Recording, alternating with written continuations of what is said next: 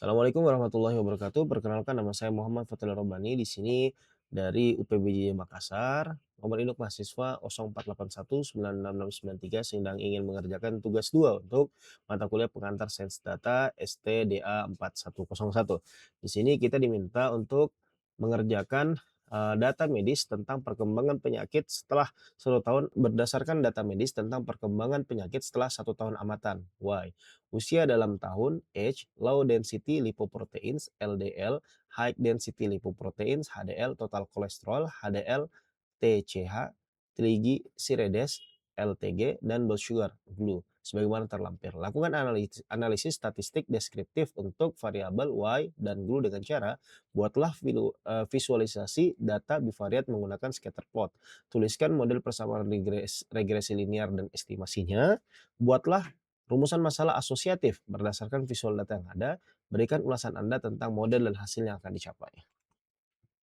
Oke, sekarang kita ada di RStudio. Di sini kita pertama-tama akan mengaktifkan library untuk memasukkan data. Pertama kita tulis saja.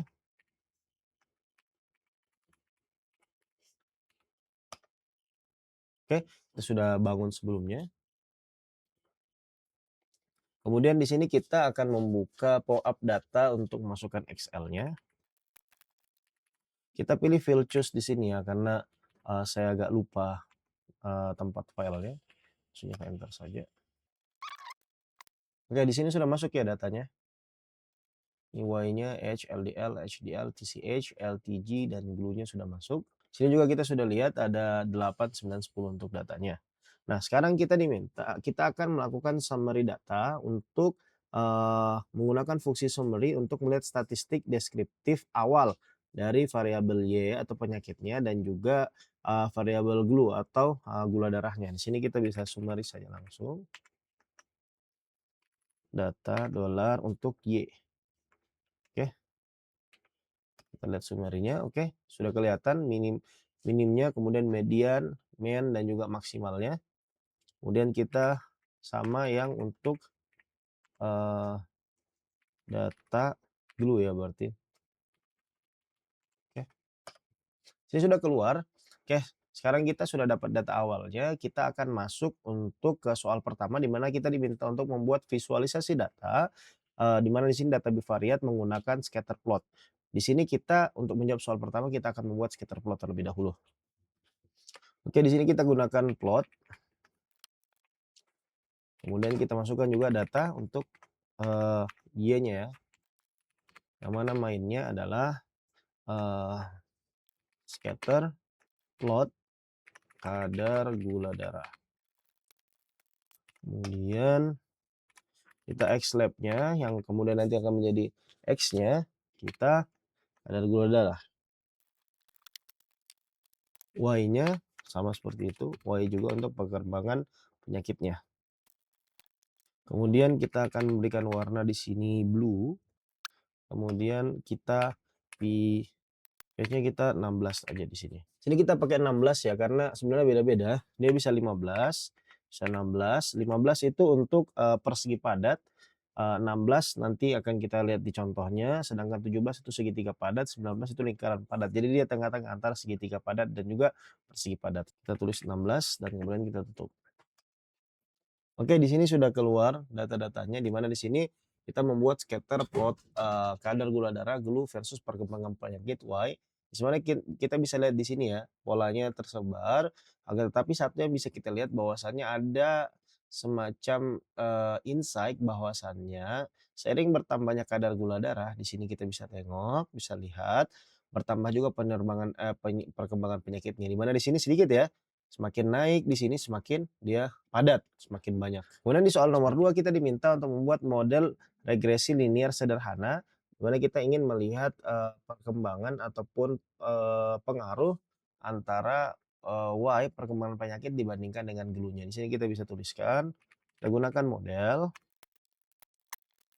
Nah, di sini kenapa kita menggunakan kode ini? Di sini model adalah yang variabel atau objek yang akan kita buat, sedangkan LM di sini gunanya adalah linear model yang mana ini merupakan soal daripada nomor 2, di mana kita akan melihat bahwasannya Y kita gunakan tilde di sini, di sebelah kanannya merupakan variabel bebas. Jadi, seberapa pengaruh sih, seberapa dipengaruhi si Y daripada glue di sini. Yang mana glue-nya di sini variabel bebasnya adalah berdasarkan daripada data yang kita sudah masukkan di sini source-nya. Jadi kita bakal lihat nih, seberapa besar sih pengaruhnya daripada, glukosa terhadap perkembangan penyakit. Sini kita sudah mendapatkan, modelnya juga, dan juga model regresinya juga sudah ada. Nah, untuk melihat kemudian kita ingin melihat tentang output ringkasannya. Kita tulis saja summary. Nah, sini sudah keluar ya. Ini bisa kita lihat angka-angkanya di sini di 5,853 dan juga ada di angka 6,852 untuk P value-nya. Kemudian untuk membuat dia nampak lebih terlihat ya, datanya kita bisa nambahkan di sini upline. Kita berikan dia warna yang berbeda. Nah, sini bisa nampak ya bahwasannya memang, eee, ada perbedaan, signifikansi yang nampak bisa dilihat bahwasanya semakin bertambahnya kadar gula darah, itu berpengaruh signifikan terhadap perkembangan penyakit. Adapun signifikansinya bisa kita lihat bahwasanya pada output nilai summary-nya di sini, P value-nya adalah, sangat kecil 6,8253 yang mana jauh di bawah 0,006 yang mana di sini bisa kita simpulkan bahwasannya dia itu termasuk signifikan untuk perkembangan, signifikansi antara kadar gula darah dengan perkembangan penyakit pada seseorang. Nah, adapun kita bisa tengok di sini bahwasannya 2581 pada R squared-nya, di sini, memberikan makna bahwasannya variasi dari kadar gula darah mampu menjelaskan sekitar 25,81% daripada perkembangan penyakit pasien. Jadi kalau misalnya ada penyakit pasien dia berkembang semakin bertambah parah, kita bisa lihat 25,8% itu dari, kadar gula darahnya. Nah, biasanya dari situ timbul penyakit-penyakit lainnya. Nah, akan tetapi ini hanya bisa dikatakan sebagai pondasi awal. Sisanya masih banyak sekitar 74,9% variasi lainnya yang bisa menjadi faktor lain daripada kondisi medis pasien, yang mana seperti misalnya usia ataupun faktor-faktor lain seperti kolesterol, pola makan, gaya hidup dan lain sebagainya yang turut mempengaruhi kondisi pasien di luar daripada kadar gula darah di sini. Tapi apakah signifikan? Kita bisa katakan signifikan dan juga memberikan arah hubungan yang positif. Nah, kira-kira seperti itu saja, pemaparan yang bisa saya sampaikan daripada, tugas nomor 2 ini. Di mana di sini, kita bisa sampaikan bahwasanya kita sudah mampu membuat visualisasi data bivariate menggunakan scatter plot, sudah kita buat seperti ini, kemudian kita menuliskan model persamaan regresi linearnya. Sini sudah kita tuliskan dan juga sudah nampak dari, summary ataupun, ringkasan daripada model model regresinya yang mana sudah nampak pula di sini, kita juga bisa tengok di sini. Nah, kita juga sudah menuliskan rumusan asosiatif berdasarkan visual data yang ada, yakni berapa besar sih persentase positif dan juga signifikansi antara kadar gula darah dan juga, penyakit, pada pasien dalam hitungan 1 tahun amatan.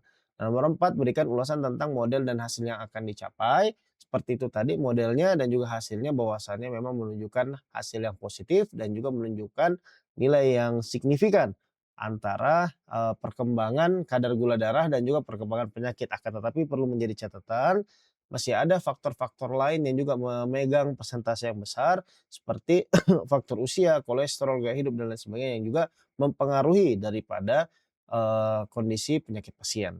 Kira-kira seperti itu saja, lebih dan kurangnya mohon maaf. Assalamualaikum warahmatullahi wabarakatuh.